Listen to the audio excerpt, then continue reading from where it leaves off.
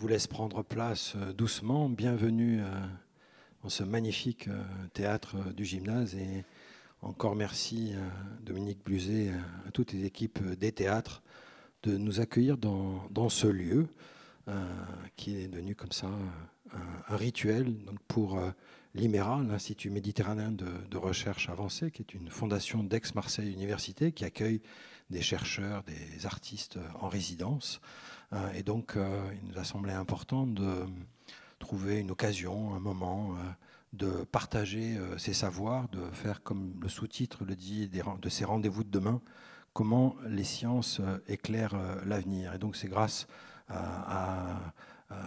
au théâtre, grâce à France Bleu qui est partenaire, à 1538 Méditerranée qui nous accompagne, ce magnifique site d'information et qui touche et mobilise les publics et notamment les étudiants. Je vois pas mal d'étudiants dans la salle. On est très heureux de justement croiser les générations, la Fondation Amidex, enfin bon, tous les partenaires qui font exister ces rendez-vous de demain. Donc on est très heureux de vous accueillir pour essayer d'y voir un peu plus clair ce soir sur cette boîte noire qui, semble-t-il, l'est de moins en moins, qui est le cerveau. Et donc, pour débattre ce soir, Nancy Catan, qui est journaliste scientifique, animera toute la soirée avec Xavier Alario et Anne-Lise Giraud, qui est résidente à l'IMERA depuis une semaine, voilà, donc très peu. Donc on a saisi à peine arrivé pour partager ses connaissances du cerveau. Et donc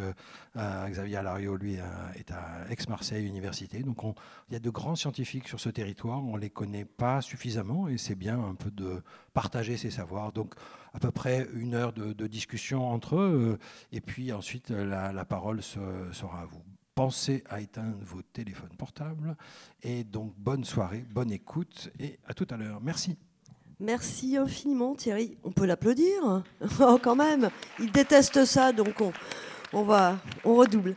Merci Thierry de m'avoir confié l'animation pour la seconde fois de ces rendez-vous et j'en suis absolument ravie. En plus, sur un thème passionnant, donc je n'ai aucun doute que nous allons passer un excellent moment. Interactif, hein, on vous l'a dit, Thierry vous l'a dit, il y aura une première partie où on débattra un petit peu à la tribune, mais rapidement, vous pourrez prendre le micro. Et je le précise d'emblée, si vous avez une question urgente, même si ce n'est pas prévu, on la prendra parce que l'essentiel, c'est que vous puissiez suivre ce débat. Donc, pas question qu'on séquestre les mots ici à la tribune et vous êtes parfaitement d'accord. Alors, vous allez voir, quand je vais vous les présenter, qu'ils n'ont pas été choisis pour rien pour ce débat parce que c'est des gens qui vivent depuis longtemps avec les mots et le cerveau. Et je vais commencer, c'est bien sûr, vous me le permettrez, par Madame Anne-Lise Giraud, donc, qui est professeure qui nous arrive de Genève, puisqu'elle est professeure à l'Université de Genève et elle est titulaire de la chaire Langage et Cerveau à l'IMERA. Et elle a publié tout récemment, je crois que c'était en décembre 2018 ou fin 2018 en tout cas, chez Oldie Jacob, Le cerveau et les mots de la parole, mots MAUX. Donc elle est incollable sur tous ces mots, vous allez pouvoir vous régaler de questions. Monsieur Xavier Alario, on vous a un petit peu présenté, directeur de recherche au laboratoire de psychologie cognitive Aix-Marseille Université et CNRS. Et vous aussi, vous avez dirigé un ouvrage, toutes les questions que vous vous posez sur votre cerveau, aussi chez Oldie Jacob, très client de ce sujet, mais un peu plus vieux, 2011, mais qui reste une référence, semble-t-il, dans le domaine. Alors, on va commencer très vite, très fort, par une question, je dirais, à la fois toute simple et fondamentale. Comment les mots nous viennent au cerveau? Voilà. On est, ouais. La question, c'est la plus difficile, la plus pénible. Après, je vous assure, ce sera beaucoup plus simple. Mais on a envie de savoir comment on est petit être et un jour, les mots nous arrivent. Alors, allez-y, moi je vous désigne pas celui qui est le plus J'ai une réponse facile. Vous avez une réponse facile. Oui, alors ça va peut-être épuiser le sujet, mais les mots nous viennent par nos parents en fait. Ah d'accord. Tout simplement, c'est eux qui nous parlent. Excusez-moi, plus près. C'est eux qui nous parlent, oui. Là, les mots nous viennent par nos parents, effectivement. C'est les personnes qui nous parlent en premier. Et donc, c'est par cette exposition aux mots de nos parents que nous allons apprendre le langage. Assez tôt. Alors, si on rentre un peu dans les détails, rapidement, dès quelques mois, d'un point de vue de comprendre les mots, et plus tard, plutôt au bout de quelques années, 1 ou 2 années, 2 années plutôt, pour commencer à les articuler. Donc il y a une séquence là qui. C'est-à-dire pendant les 2 premières années finalement de vie, les mots, on les perçoit, on les emmagasine, c'est ça, tranquillement, avant de les restituer. Pourquoi Allez-y. Oui. C'est-à-dire que c'est un peu plus facile de comprendre que de parler, parce que pour parler, il faut contrôler des mouvements. Il faut faire ce que je fais en ce moment, ce que nous faisons, qui est de bouger les lèvres, la langue, le palais, etc. Et la coordination motrice des nouveau-nés n'est pas très bonne, comme on sait. Ils ne savent pas marcher, ils savent pas. Et donc c'est la mise en place du contrôle moteur qui empêche de commencer à parler plus tôt, mais qui n'empêche pas de comprendre plus tôt, d'un point de vue de la perception. D'accord. Mais je croyais qu'il y avait aussi une forme d'immaturité d'une partie du cerveau en charge de cette parole. Alors, immaturité, oui, enfin, surtout l'immaturité motrice dont parlait Xavier. Moi, j'ai envie de répondre à votre question d'une façon différente, qui est comment les mots viennent à notre cerveau au plan de l'évolution. Qui est tout à fait connexe, parce qu'en effet, il y a le développement, et au cours du développement, on reproduit dans une certaine mesure ce qui s'est passé au cours de l'évolution. Et c'est assez clair que nos cousins, les grands singes, sont relativement capables de comprendre un certain nombre de choses, mais ils ne peuvent pas parler, ils ne peuvent pas articuler. Et on s'est rendu compte qu'ils ont certaines propriétés du larynx qui font qu'en fait, ils pourraient, mais ils ne le font pas parce que le cortex moteur ne leur permet pas toute cette coordination fine. Donc il y a des grands singes qui utilisent la langue des signes, qui arrivent à communiquer comme ça. C'est-à-dire, ils ont les concepts. Donc les mots viennent en fait par une conjonction d'être capable de comprendre et d'être capable de produire. Et à un moment dans l'évolution, tout s'est mis à concorder et a fait que les mots nous sont venus. Et la parole n'appartient qu'à l'homme. C'est ce que vous dites. Pourtant, il y a débat. La parole n'appartient qu'à l'homme. Alors, c'est compliqué. Le langage n'appartient qu'à l'homme. Et encore, là, je parle des grands singes où on peut parler d'une forme de langage. Et la parole peut appartenir à un perroquet qui peut reproduire la parole. Donc, oui, en fait, on peut répondre oui, mais c'est beaucoup plus subtil que ça. Oui, puisque c'est différentes facultés qui sont réunies dans notre cerveau. Mais... Puisque vous disiez depuis les parents, juste avant qu'on rentre un petit peu plus loin dans les détails, est-ce que l'enfant déjà dans le ventre de sa maman perçoit des mots? Est-ce qu'on sait, est-ce qu'on a des éléments pour répondre à cette question? Alors on sait qu'ils entendent.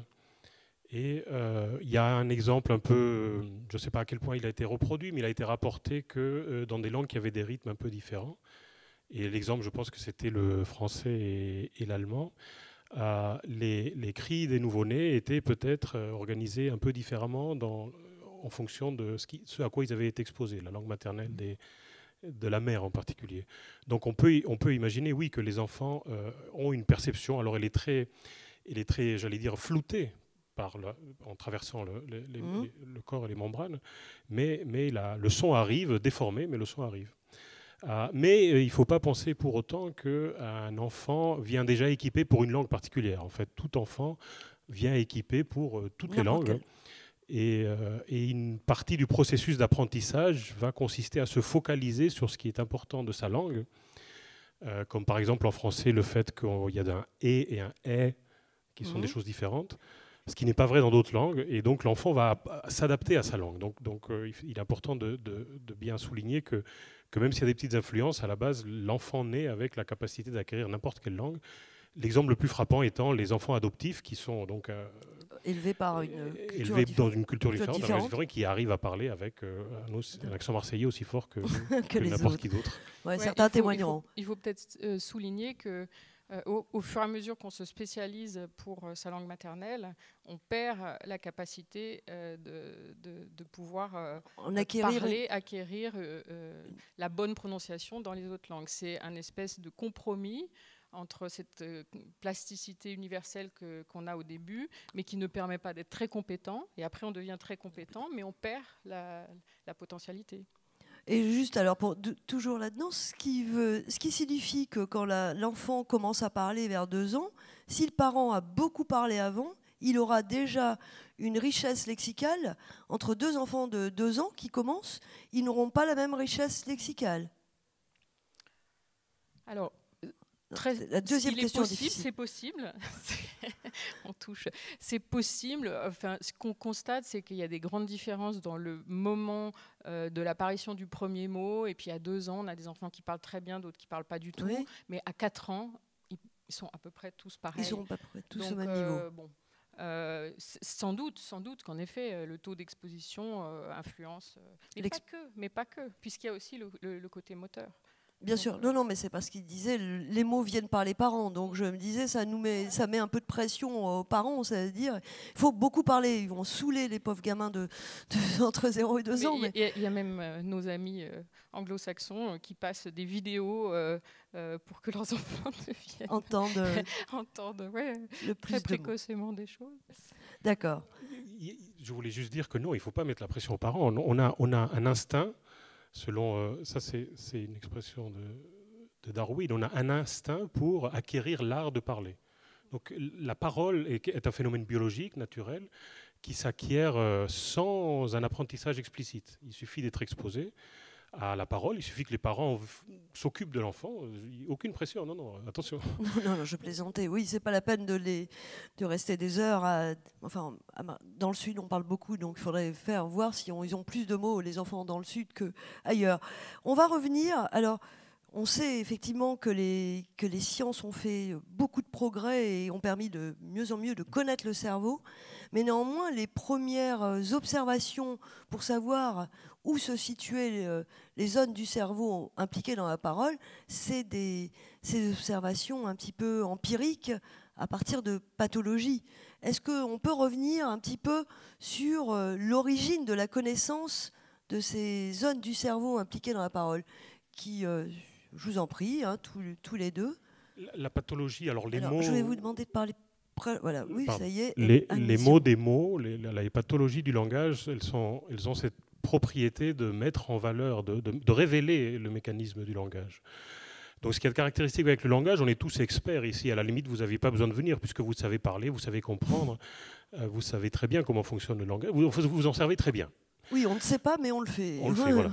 Donc ce que fait la pathologie, c'est révéler ces mécanismes parce que les pathologies du langage, et je pense qu'on va entrer dans le détail, on va y venir, mais elles ont cette particularité d'affecter souvent certaines parties du langage et pas d'autres parties.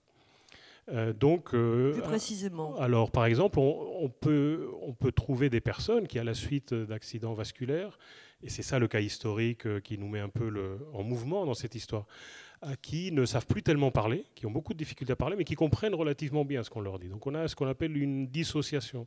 On dissocie la capacité de parler. Ce qu'on appelle l'aphasie après un AVC, un accident vasculaire cérébral, malheureusement une séquelle assez répandue. C'est exactement ça. C'est exactement ça. Et il y a le cas historique, il y a 150 ans, que Broca a décrit. Broca est très célèbre parce qu'il a décrit des cas de patients qui avaient des déficits spécifiques, dont les maladies de langage, pour ainsi dire, n'affectaient qu'une petite partie de leur langage.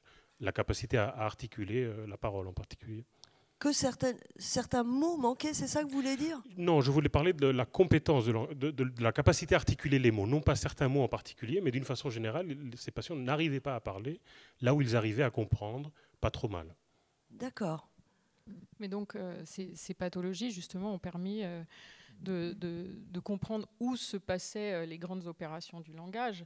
Et donc, en ce qui concerne Broca, c'est la partie avant de notre cerveau, c'est le cortex préfrontal gauche qui est impliqué. Et à l'inverse, il peut y avoir des aphasies de perception uniquement qui vont s'observer après l'endommagement de la partie postérieure du cerveau, du lobe temporal postérieur gauche également. Donc, également l'histoire de cerveau gauche, cerveau droit. En principe, les aphasies s'observent après des lésions du cerveau gauche uniquement. Donc, je pense que tout le monde sait que notre cerveau est très latéralisé Et que le langage, les mots, c'est à gauche que ça se passe essentiellement. Mais quand vous dites les mots, ça se passe à gauche. D'ailleurs, si j'ai bien compris, on perçoit les mots, et dans le cas d'un AVC, les mots continuent d'être perçus et on n'arrive pas à restituer. Et dans d'autres cas, les mots ne sont pas perçus, enfin, ou mal perçus, et la parole devient dans ce cas-là incohérente, c'est ça? Oui. Alors, dans l'aphasie de perception, on perçoit et on n'arrive pas à restituer, mais une des choses qui est extrêmement frappante et handicapante, c'est surtout qu'on n'arrive pas à s'entendre produire et donc à se corriger. Parce que lorsqu'on produit de la parole, on va articuler et notre cerveau, donc gauche préfrontal, va envoyer des informations à l'arrière de notre cerveau pour dire c'est ça que je suis en train de produire et pour qu'on puisse se corriger. Et en fait, ce mécanisme de correction n'intervient pas et du coup, on peut observer des aphasies où il y a une production complètement, totalement libérée de la parole dans ces cas-là, qui est très caractéristique de l'aphasie qu'on appelle de Wernicke. Et justement, alors quand ces zones, parce que malheureusement, par exemple, les AVC sont très fréquents et ces régions sont atteintes, est-ce que d'autres régions du cerveau peuvent pallier cette...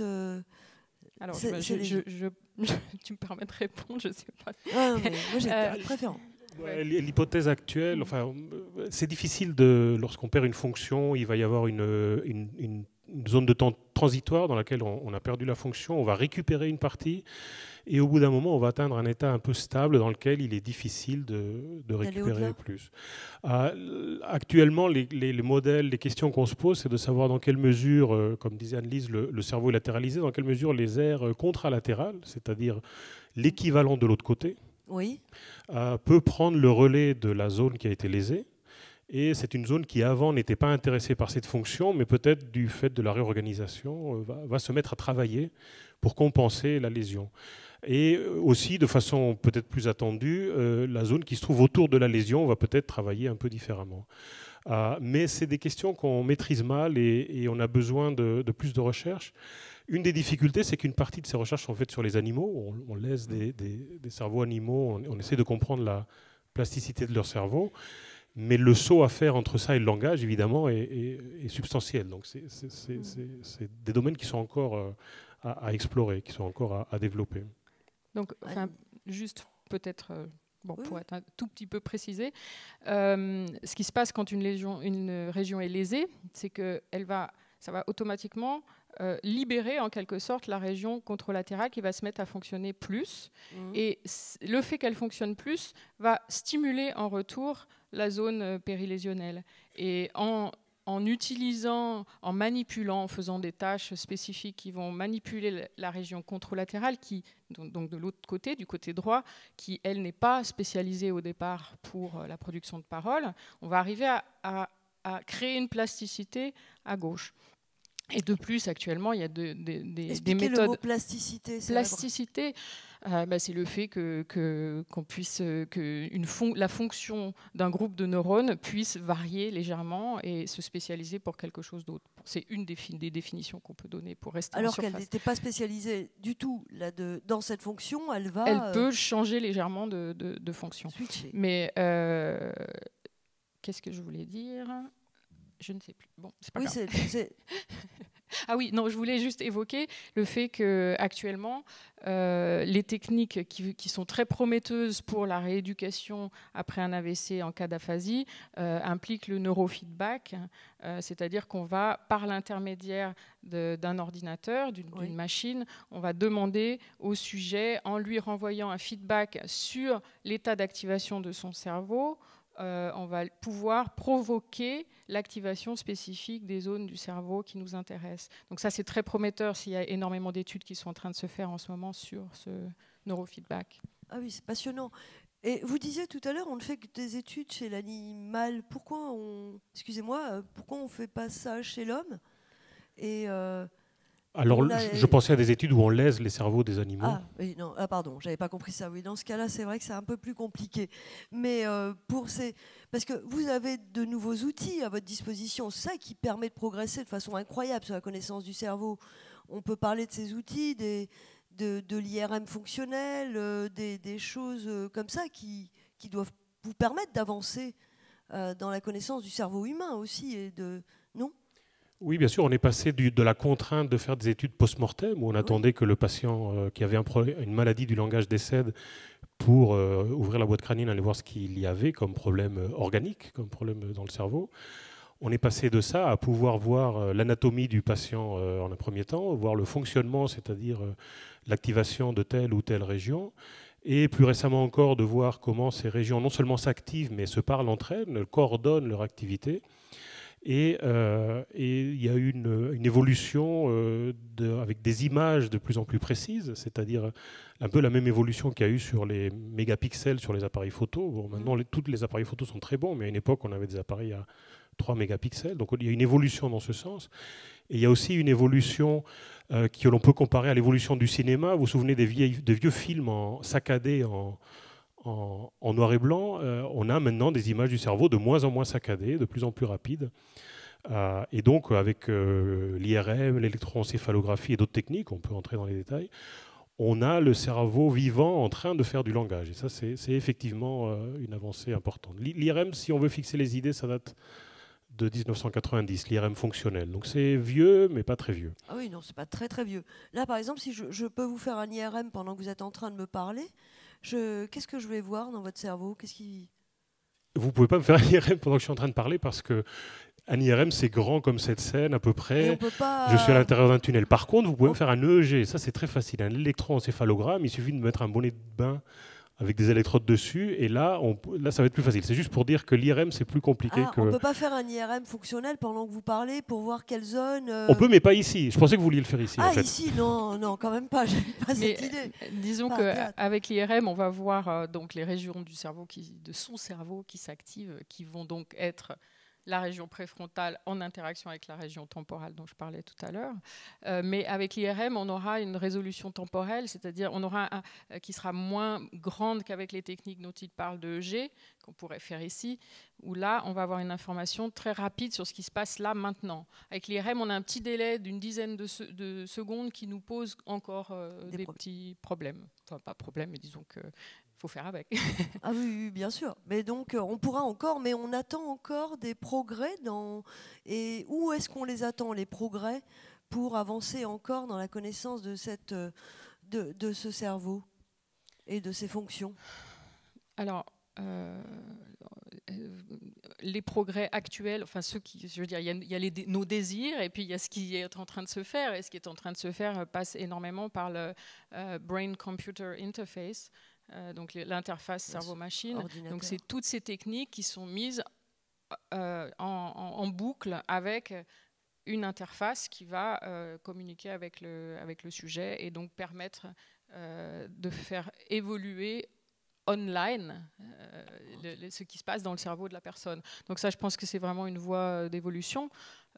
Sinon, y a un peu de stagnation, justement. Donc on a eu un grand boom dans les années 90-2000 grâce à l'IRM fonctionnel. Actuellement, sur l'humain, il n'y a pas actuellement, là, à part ce que je décris, je crois, d'énormes nouveautés. Par contre, dans la recherche animale, il y a des très grandes nouveautés dans la recherche sur le cerveau, par l'optogénétique, par exemple. Mais le problème, c'est qu'ils ne parlent pas. C'est ça. Par contre, ils peuvent être dyslexiques, les souris. On peut créer des souris dyslexiques. S'ils parlaient, on ne leur ferait pas faire tout ce qu'on leur fait faire. Oui, c'est ça. Ils ne nous laisseraient pas le faire, c'est ça. Donc c'est vrai que là, à ce stade, on pourra... Et d'ailleurs, bon, c'est peut-être une petite digression, mais on se rend compte pour des pathologies aussi répandues que certaines maladies neurodégénératives comme Alzheimer, c'est toujours... on ne peut rien observer en fait aujourd'hui dans le cerveau, c'est frappant. Il n'y a rien, aucune indication, c'est posthume que l'on peut faire des diagnostics de ces maladies encore aujourd'hui.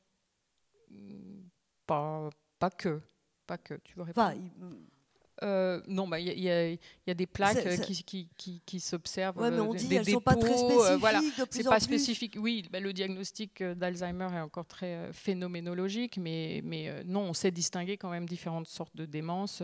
Alzheimer, est différent de démence sémantique, de démence spécifique au langage qui existe aussi, puisqu'il peut y avoir le même type de pathologie que dans la maladie d'Alzheimer, c'est-à-dire des dépôts de protéines qui empêchent le fonctionnement normal des neurones. Ça peut se produire, ça peut affecter des réseaux bien particuliers et qui, dans le domaine du langage, peuvent donner des pathologies de type démence sémantique où on ne sait plus, on se trouve face à la table, on ne sait plus ce que c'est.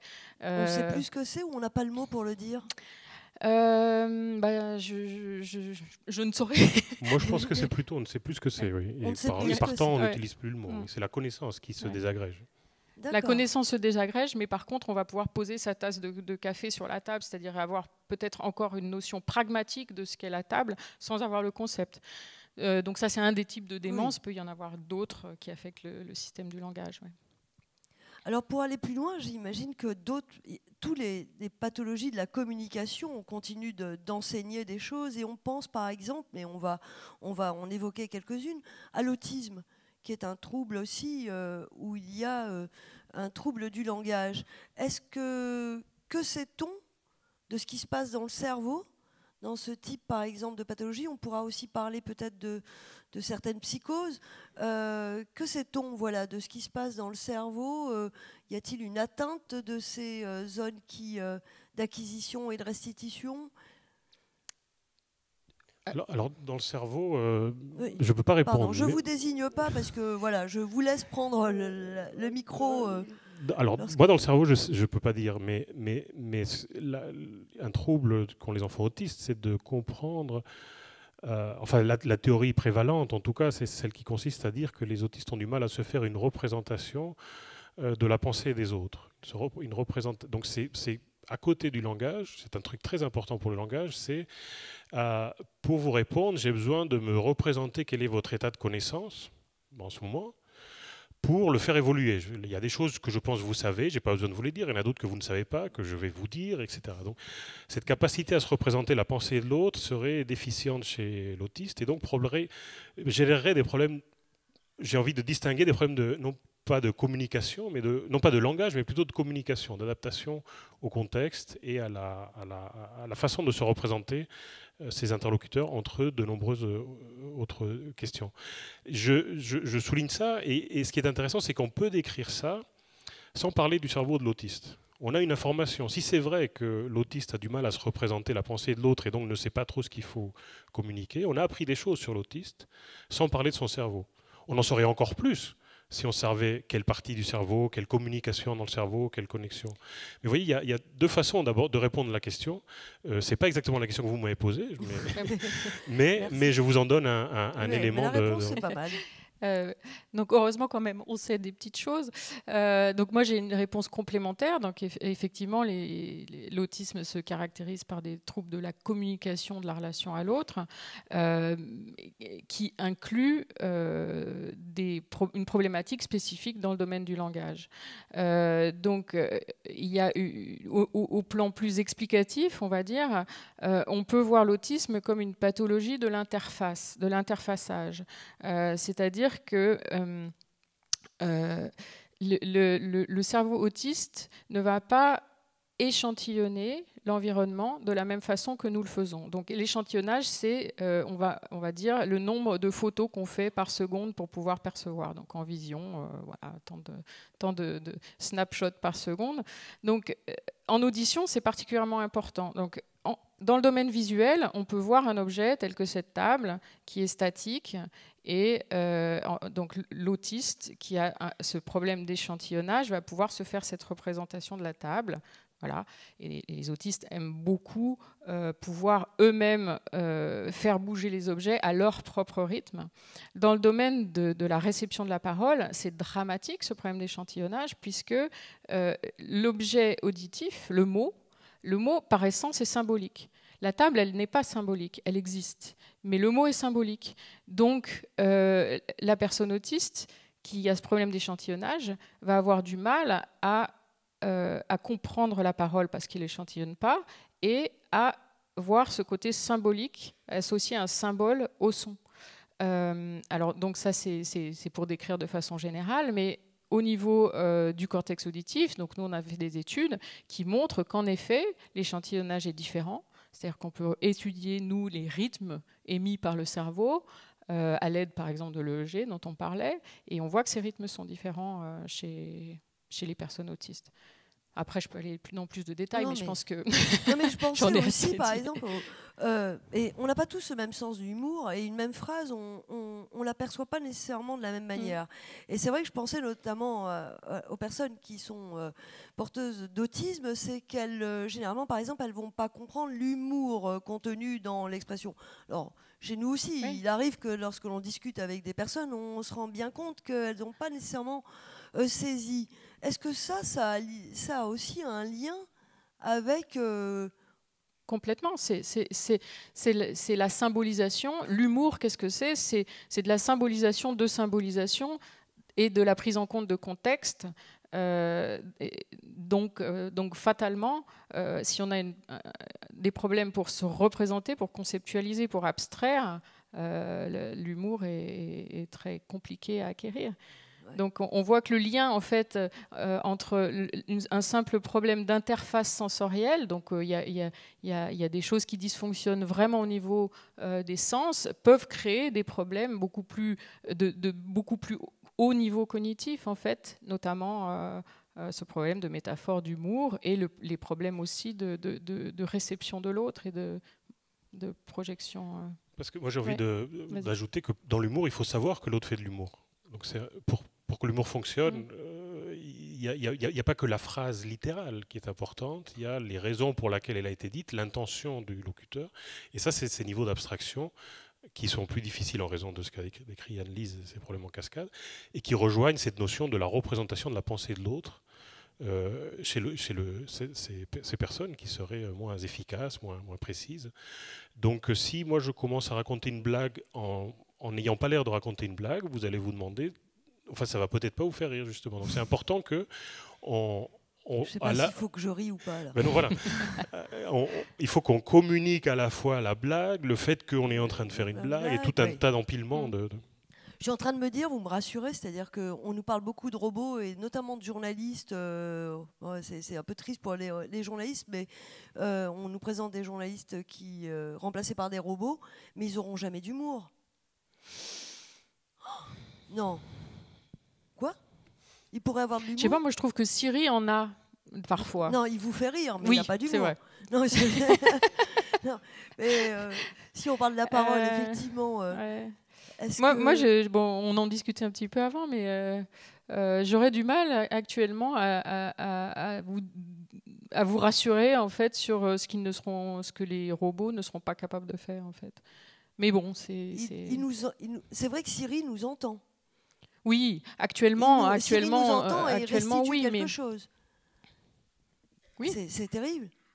Et vous dites que ça pourrait aller encore plus loin. Moi, je dis rien, mais je veux dire, je veux pas dire non, c'est impossible, parce que très franchement, je pense qu'on peut pas savoir. Je pense que il y a beaucoup de choses encore qu'on ne sait pas sur l'intelligence artificielle. Les gens qui travaillent dessus sont surpris de ce qu'ils produisent. Bah oui. Je pense qu'en exposant un dispositif d'intelligence artificielle à un bon corpus et en indiquant est-ce que ça c'est drôle, est-ce que ça c'est pas drôle, je ne vois pas de raison conceptuelle à ce stade pour qu'au bout d'un moment, le dispositif ne génère pas, un peu comme il génère du texte ou d'autres... Il apprendrait à reconnaître l'humour. Voilà, par ce qu'on appelle parfois régularité statistique, il verrait ça c'est drôle, ça c'est pas drôle, au bout d'un moment, je vais faire des trucs comme ceux qui sont drôles. C'est très rapidement, ça revient un peu à ça, l'apprentissage. Et même la production de choses drôles, après comprendre si c'est drôle, je veux dire, si on imagine un système d'intelligence artificielle qui produirait les choses drôles, il les produirait peut-être selon une recette qui ne serait pas du tout la nôtre. Oula. Voilà. Et c'est ça qu'on réalise avec en utilisant l'intelligence artificielle, c'est que les machines arrivent à faire des choses qui ressemblent à ce que fait l'humain, d'une façon différente. Voilà. Mais non, mais il faut rester, rester vigilant. J'insiste. Et quid de la pensée? Parce que pensée et parole rassurez-nous, c'est quand même lié. La pensée n'est pas étrangère à la parole Oh, oui. Je vais partir, moi, Thierry. Je quitte cette salle. Non, ça dépend du niveau de détail que vous voulez donner à la distinction entre pensée et parole. On peut avoir des pensées sur l'espace qui ne sont pas forcément habitées de langage. On peut se représenter le chemin pour venir jusqu'ici dans le théâtre sans se le raconter, on peut le visualiser. Alors on peut débattre de si en se le visualisant, il n'y a pas quand même du langage qui aide. Il y a un autre cas que moi j'aime citer, que je cite toujours, c'est qu'on peut parfois savoir quelque chose dont on veut parler, mais ne pas se souvenir de ce que c'est, de comment ça s'appelle. Ça s'appelle un mot sur le bout de la langue, ça nous arrive tous les jours. Ça nous irrite. Ça nous irrite, effectivement. Donc c'est bien une distinction entre une pensée qu'on arrive à avoir et le nom souvent avec des noms de personnes ou avec d'autres mots pas très fréquents, où le langage ne vient pas. Donc on peut distinguer, selon ce qu'on veut argumenter. Moi, je suis assez confortable avec l'idée de distinguer la pensée du langage. Pour moi, le langage, c'est une espèce de machinerie, un dispositif biologique qui code des symboles, qui renvoie à des connaissances. Et donc, c'est un peu séparable. Oui, non, moi, je le séparerais plutôt. Je pense que je suis d'accord. Ouais. Est-ce qu'on peut perdre les mots si, dans des conditions normales, si on parle peu? Est-ce que le fait de peu utiliser les mots pour des conditions, je sais pas, isolement, solitude, etc., est-ce que les mots peuvent simplement, faute d'être utilisés, disparaître? Alors, là, on a le cas de la surdité brutale, par exemple. Parce que l'isolement, ouais, c'est vrai qu'à partir de la surdité, on peut extrapoler à votre cas d'isolement extrême où la personne ne se parle même pas elle-même. En principe, quand on est isolé, on peut encore se parler. Tout ça pour dire que si on n'a plus l'audition, ça dérive très très vite. Nos représentations mentales de la parole dérivent et les sons deviennent très vite bizarres. Les sons qu'on va produire. Oui. Voilà, mais perdre les mots, non. Non, je parlais simplement je crois pas, je dirais pas. Moi, je voudrais citer un autre exemple. Dans le bilinguisme, si on est bilingue et qu'on ne pratique pas sa deuxième langue, on change de pays, on ne parle plus l'anglais, l'espagnol. Alors, je ne suis pas sûr que ce soit un anglicisme, mais en anglais, on parle de attrition, où on a la deuxième langue, ou la première langue même, qui va se réduire comme peau de chagrin par manque de pratique. Évidemment, on parle encore la première langue, on parle l'une des langues, mais on ne parle pas l'autre. Et au bout de nombreuses années, quand même, cette langue va se réduire. Donc ça serait un exemple où on arrive à isoler un langage, puisqu'il n'y a plus l'opportunité de le parler, et il va être oublié. Mais parce que le cerveau a horreur du vide et que le langage qui est parlé va dominer et va prendre la place. Donc dans votre cas de l'isolement, ce qu'il faut se demander, c'est quelles seraient les autres fonctions qui viendraient se mettre à la place du langage. Et le langage est quand même extrêmement, génétiquement Non, je posais cette question parce que c'est solide. Un peu une question plus large, mais c'est vrai qu'on voit de plus en plus des contacts avec des écrans et de moins en moins des contacts directs. Oraux. Donc on peut se dire, est-ce que ces évolutions sont susceptibles de nous appauvrir ou d'appauvrir Alors l'interaction avec les machines développe aussi le côté écriture. Il faut voir aussi des fois le positif. Mais il n'y a plus de langage oral. Voilà, c'est le fait d'avoir moins de confrontation au langage oral. Au bénéfice de ce langage. C'est plus les interactions sociales. Je ne sais pas si c'est tellement le langage oral, puisqu'on regarde aussi beaucoup de vidéos, de films, de tout ça, donc il y a exposition.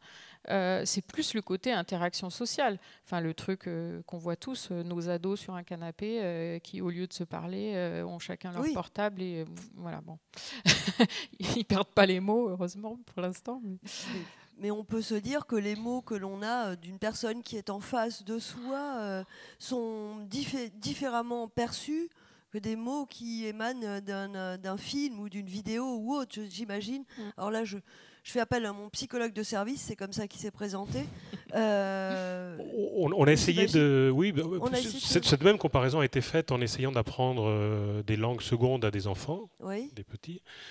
Et la comparaison directe on est très contrôlée entre exposer l'enfant à un interlocuteur, à une personne qui s'occupe de l'enfant, qui joue avec lui et qui lui parle, ou pratiquement la même chose, c'est-à-dire un film de la même personne en train de faire la même chose, mais c'est un film. Oui.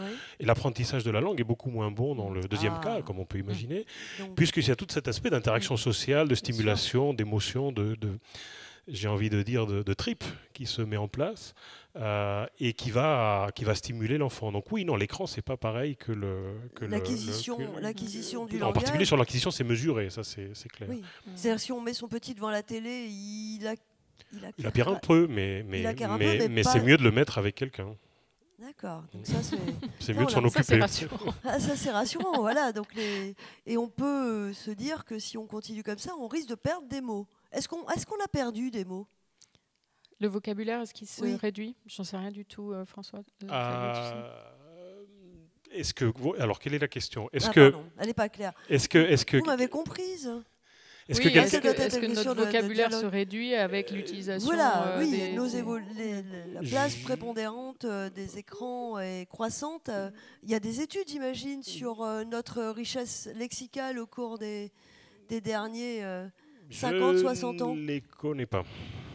Je ne les connais pas. Je ne peux pas vous dire. La question piège. Est-ce que quelqu'un a la réponse dans la salle qui connaît? Non. Parce qu'on dit souvent qu'on a moins de mots qu'avant enfin que les... Voilà. Il y a beaucoup de choses qui étaient mieux avant. Hein. Même le futur était mieux avant. Je faisais pas ma nostalgie.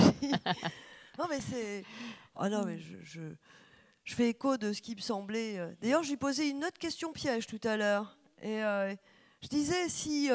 lorsqu'on manque de... Enfin, est-ce qu'il y a un lien entre les comportements et les mots? Et la question à laquelle je pensais, est-ce que moins on a de mots, plus on a tendance à être un peu agressif, faute de mots suffisants pour s'expliquer? Est-ce qu'il y a des relations dans le cerveau entre les zones qui contrôlent les comportements et la zone qui retient les mots? C'est une bonne question. Je ne pense pas que ça a été étudié formellement. Par contre, les mots étant un moyen d'expression, on peut imaginer qu'en n'ayant pas ce moyen d'expression, on en adopte d'autres. L'agressivité peut être un moyen d'expression si on est agressif et si on ne l'est pas, on aura d'autres moyens d'expression que les mots, mais qui sont sans agressivité. Donc certainement, en un sens. D'accord. Oui, parler, c'est agir. Donc c'est exactement ça. Parler, c'est agir. Donc si à un moment on a besoin d'agir, eh bien on agira en parlant ou on agira en tapant du poing. C'est peut-être pas si anodin, parce que lorsque l'on voit des comportements un petit peu, ou chez des jeunes qui ont quitté l'école ou autres et qui n'ont pas pu, et qui se retrouvent assez appauvris. Il n'y a pas que ça, il y a toujours l'autre en face, c'est-à-dire que le jeune en question, il va peut-être devoir taper du poing s'il n'a pas en face de lui l'écoute. Oui, aussi, bien évidemment. Bon, c'était peut-être... voilà, on peut... Mais vous me disiez, c'est difficile d'imaginer des études sur ces questions-là, parce que, pareil, il faut chercher des... Enfin, on ne peut pas imaginer mettre plein de jeunes dans une pièce, mettre du bon... Je sais pas, les... Oui, non, il faut avoir une bonne hypothèse, il faut soumettre ses idées à un comité d'éthique. Oh là là. Je ne dis pas ça pour rigoler, c'est important de savoir, est-ce que c'est une vraie question scientifique, est-ce qu'elle est bien articulée, et sinon, pourquoi pas, mais insister sur le fait qu'il faut mesurer, qu'on a besoin d'observations et d'observables. Au-delà de l'intuition qui permet de formuler une hypothèse, aller la tester. Ces questions de langage, à ce titre, elles sont abordées d'un point de vue scientifique. Enfin, c'est comme ça qu'on voudrait les présenter, en tout cas. Et c'est très à la mode de faire des études sur beaucoup de sujets en même temps. Ah oui, bah oui. Et revenons alors à ces maladies un petit peu plus classiques. Par exemple, dans des maladies neurodégénératives comme Alzheimer, pourquoi les mots, ce sont les mots les plus récemment appris qui sont oubliés? Qu'est-ce qui se passe dans le cerveau? Est-ce qu'on sait un petit peu pourquoi ce sont ceux-là qui disparaissent le plus vite? Tu veux répondre?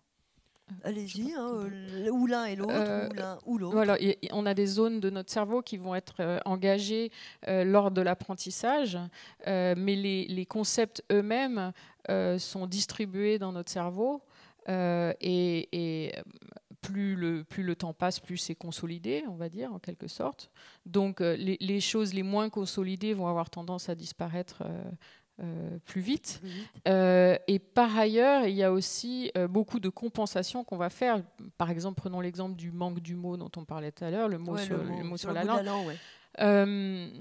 En permanence, on adopte des moyens de tourner autour, de retrouver par un circuit. Je veux dire, notre cerveau se dégrade dès l'âge de 20 ans, bon, c'est connu.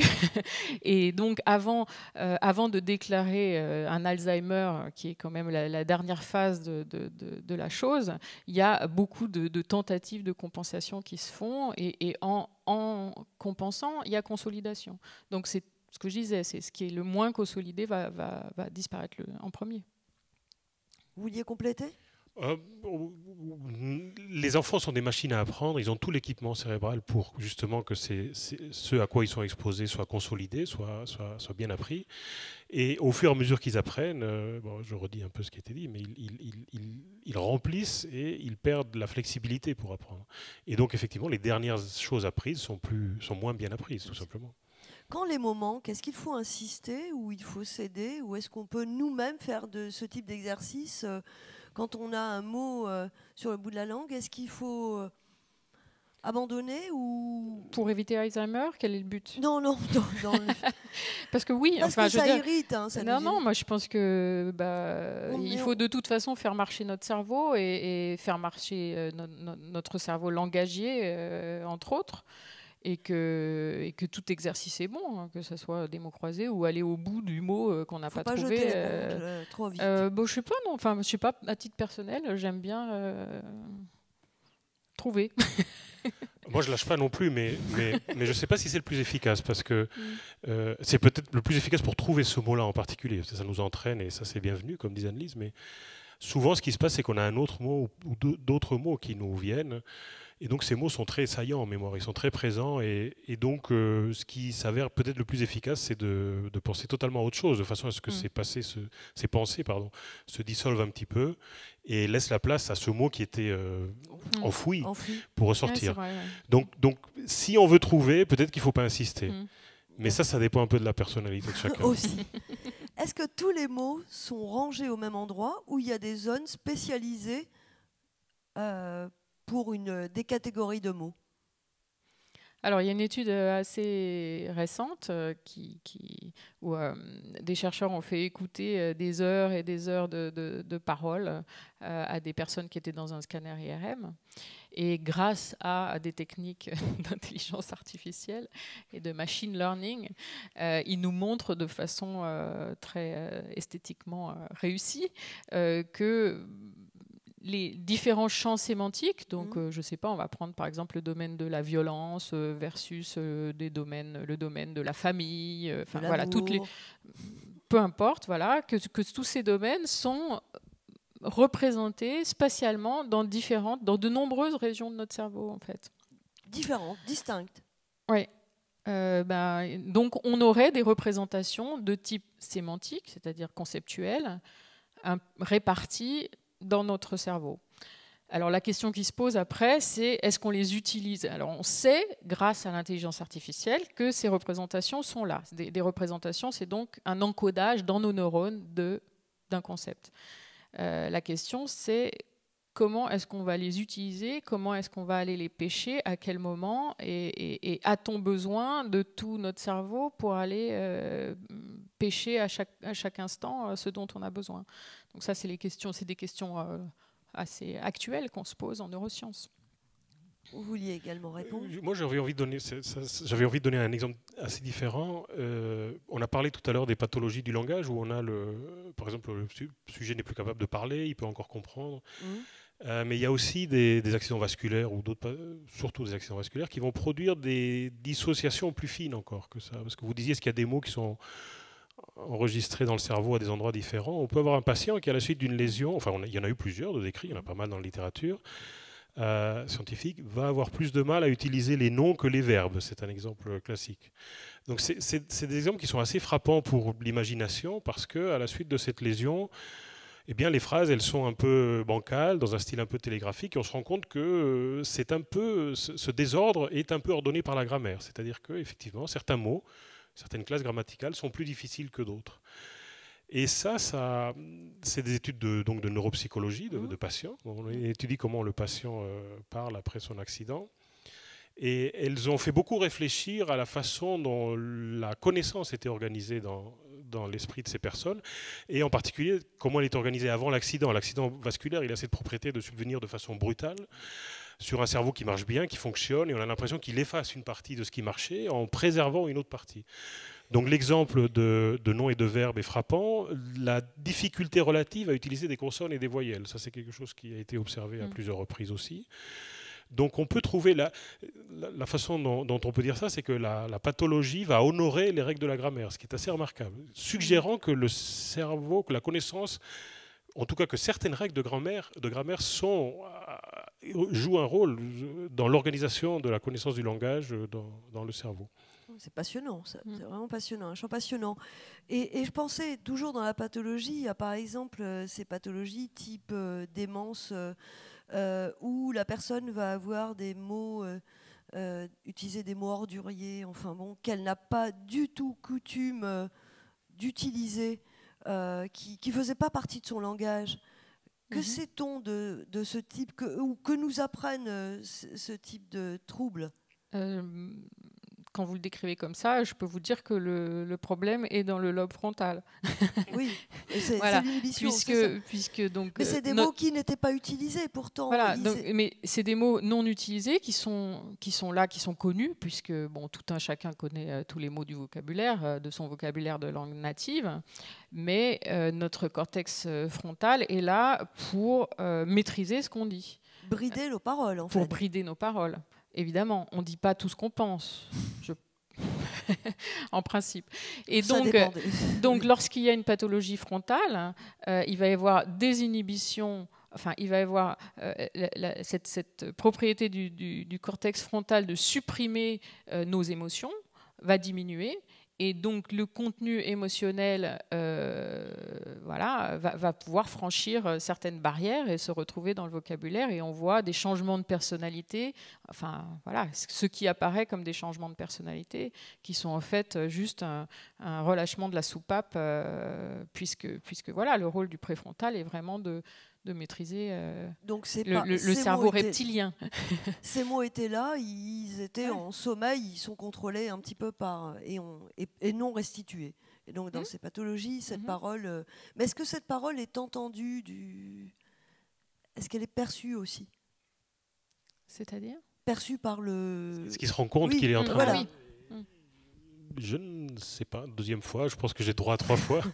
Le contrôle de la parole, j'aurais l'hypothèse de dire que non, mais en fait, j'en sais rien. Moi, je dirais qu'il y a conscience de ce qui est dit, et il n'y a pas conscience d'être inapproprié, de l'aspect inapproprié de la parole. D'accord. On l'entend, mais la personne le dit parce que pour elle, dans son cerveau, il est approprié de le dire, elle le dit, donc voilà. Enfin, bien sûr. Bon, après, il y a peut-être des cas où... Alors, on va, si vous permettez, mais on va commencer aussi un petit peu à échanger, parler aussi d'un trouble très répandu et qui enseigne beaucoup de choses, et aussi, on va peut-être parler des thérapeutiques, c'est la dyslexie, les 10 en général, mais la dyslexie en particulier, qui nous a beaucoup enseigné aussi sur la parole. Est-ce que vous pouvez nous en dire quelques mots Xavier, tu commences. Alors la dyslexie, c'est un trouble de l'apprentissage du langage écrit. On va le diagnostiquer lorsque l'enfant commence à apprendre à écrire, fin de maternelle, CP. Et pour donner une définition, alors c'est un trouble de l'apprentissage du langage écrit qui n'est pas dû à des circonstances défavorables de la vie, à un manque de stimulation, un manque de scolarisation, à des parents problématiques, à un environnement. Donc c'est vraiment, lorsque tout ça est bon, il y a quand même un problème de langage, il y a la bonne exposition. Et pour en donner une description un peu rapide, c'est une difficulté à associer ces nouveaux symboles qui apparaissent dans la vie de l'enfant, qui sont les lettres. Il n'avait pas tellement été exposé aux lettres avant. Avec la scolarisation, il y vient, mais l'enfant a une grande richesse phonologique. Il entend beaucoup de langages, il parle beaucoup de langages. Donc tout ce qui est les sons de parole, il en a un certain niveau de maîtrise. Et la difficulté, elle vient de l'association entre ces sons, entre ces connaissances auditives, on va dire, et les connaissances visuelles, qui est l'orthographe, qui sont les symboles des lettres. Et ce lien ne se fait pas, peut-être, d'après certaines hypothèses, en raison de troubles de la stabilité phonologique avec des difficultés de perception. Ça rejoindrait un petit peu ce qui a été dit sur l'autisme tout à l'heure. Mais en tout cas, c'est ce lien qui est déficitaire entre ces symboles connus des sons et ces symboles nouveaux pour l'enfant qui sont les lettres. D'accord. Et on a étudié un petit peu avec des IRM fonctionnels le cerveau de ces enfants dyslexiques. Oui. Avec IRM fonctionnel et puis d'autres techniques qui permettent d'avoir accès à de l'information vraiment plus fine, et notamment ces ondes cérébrales qui sont très importantes, qui nous indiquent vraiment comment fonctionnent les populations de neurones et qu'on peut enregistrer avec le G ou de la magnétoencéphalographie. Et donc, on se rend compte en fait que ces représentations phonologique, je ne sais pas si tu as employé ce mot-là, Xavier. Oui. Donc les représentations des sons de parole qui sont instables, elles sont alimentées par le cortex auditif qui reçoit le son de la parole et qui va donc, en fait, quand on reçoit la parole continue, notre cerveau va être obligé de faire des petits paquets. On ne peut pas traiter tout. Et donc ces paquets sont naturellement des paquets syllabiques. Et donc, on a un rythme dans notre cerveau qui nous permet de capter les syllabes. Et on a un rythme un peu plus rapide qui va nous permettre de construire, d'encoder les phonèmes qui sont à l'intérieur des syllabes. Et on s'est rendu compte chez les dyslexiques, pas tous, parce que toutes les dyslexies n'ont pas la même origine. Il y a énormément de dyslexies différentes. Mais on va dire la dyslexie la plus commune. On observe une anomalie où on voit que cette capacité de faire des petits paquets de sons est différente chez les dyslexiques, notamment dans le cortex auditif gauche. Et ils vont échantillonner de façon plus rapide. Donc, quelque part, ils vont percevoir plus de choses. Ils vont avoir une espèce de supra-sensibilité à des petits détails qui font que lorsqu'on va leur dire voilà, ce son correspond à cette lettre, ce graphème, pour eux, ça ne va pas faire sens. Puisque pour eux, les paquets qu'ils ont dans leur tête, qui se représentent, vont être plus petits. Et donc, voilà.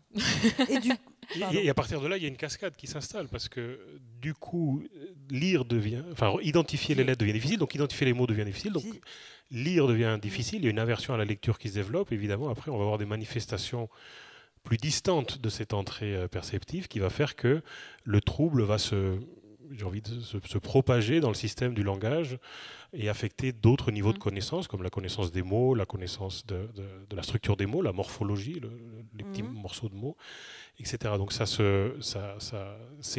on peut partir d'une cause relativement circonscrite pour se retrouver avec le déficit d'apprentissage, avec un trouble beaucoup plus large, disons. Et la difficulté, quand on étudie ces pathologies, c'est qu'on a affaire justement à un cerveau, donc les pathologies neurodéveloppementales, on a affaire à un cerveau qui nous offre à la fois la cause primaire, mais tous les processus, toutes les cascades, donc tout ce qui dysfonctionne en aval du dysfonctionnement primaire, et tout ce que le sujet a mis en place pour compenser.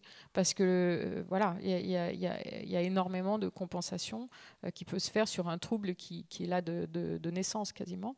Donc, et donc pour le chercheur, c'est très difficile de dissocier qu'est-ce qui est primaire, qu'est-ce qui est secondaire, qu'est-ce qui est compensatoire. Par contre, ça ouvre la voie à des thérapeutiques, ça, tout ce que vous décrivez.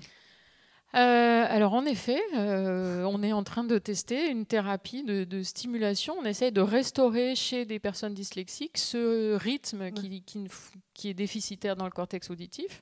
On le restaure en appliquant un tout petit courant électrique sur le crâne qui traverse le crâne et qui va restaurer ce rythme qui n'est pas là, qui n'est plus là.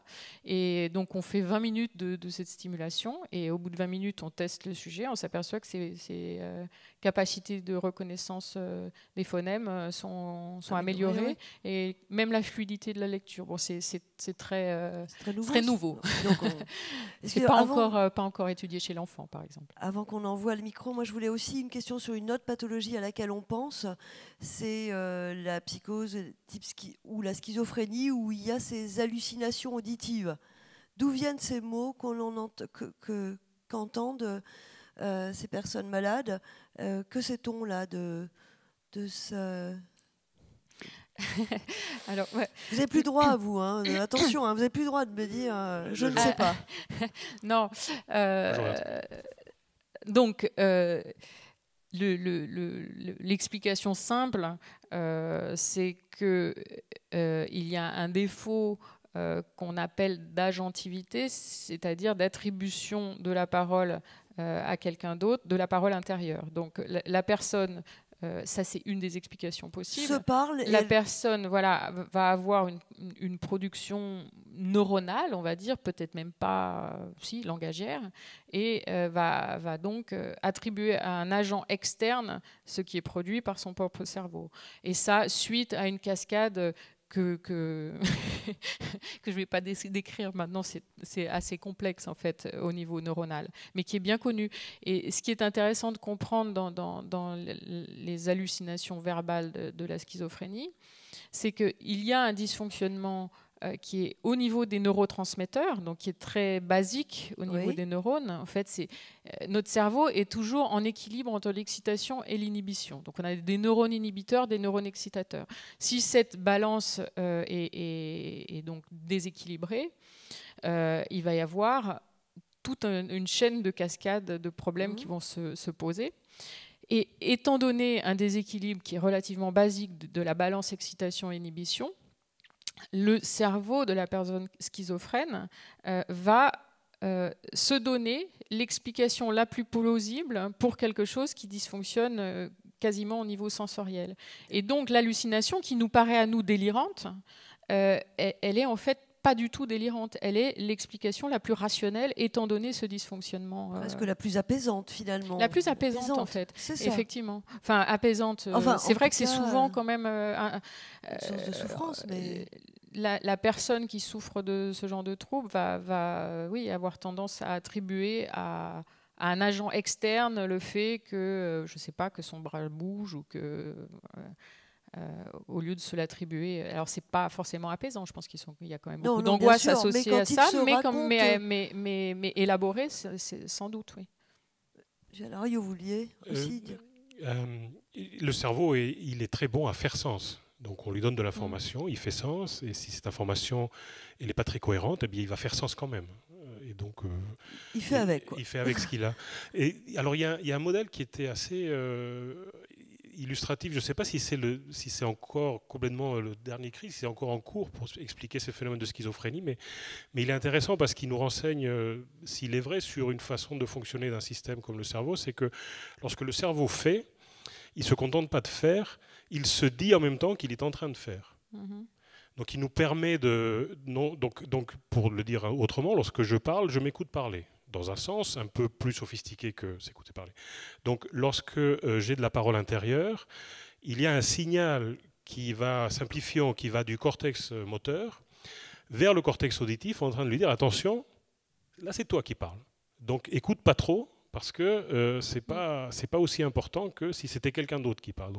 Donc les actions dans ce modèle s'accompagnent d'une activité, les actions, donc la partie motrice, la partie exécution, elles s'accompagnent d'une activité cérébrale qui va dire au système perceptif, auditif ou sensoriel, qui va me renseigner de la position de ma main pendant que je fais ces gestes, pendant que je gesticule, à qu'est-ce que je suis en train de faire. Donc le cerveau, grâce à ça, va interpréter cette parole qui m'arrive en ce moment.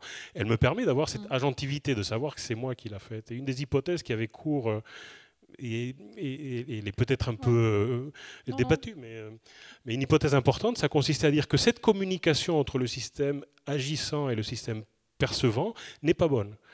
Donc j'entends des choses, mon cerveau ne me dit pas que c'est moi qui l'ai fait, donc c'est dehors. Très bien. Pardon ? Oui. Oui, non. Mais est-ce qu'il y a des atteintes, est-ce qu'on a pu mettre en évidence des lésions ou autres au niveau de ces zones du cerveau, Broca et Wermeink? Alors dans certains cas, on mesure ce qu'on appelle nous un peu la cohérence, c'est-à-dire à quel point l'activité de la zone motrice ressemble à celle de l'activité auditive, suggérant qu'elles se parlent entre elles. On peut mesurer ça. Et à partir de là, essayer de voir si par hasard, chez ces patients, ces aires cérébrales discutent un peu moins bien que chez un sujet sain ou des choses comme ça. Ça serait la mesure cérébrale. Idéalement, on observerait un neurone qui va de l'une à l'autre, une communication directe. Mais ça, c'est un peu plus compliqué à faire. Merci infiniment et alors, au prochain rendez-vous de demain. Merci. On peut applaudir aussi la salle qui a été particulièrement vive.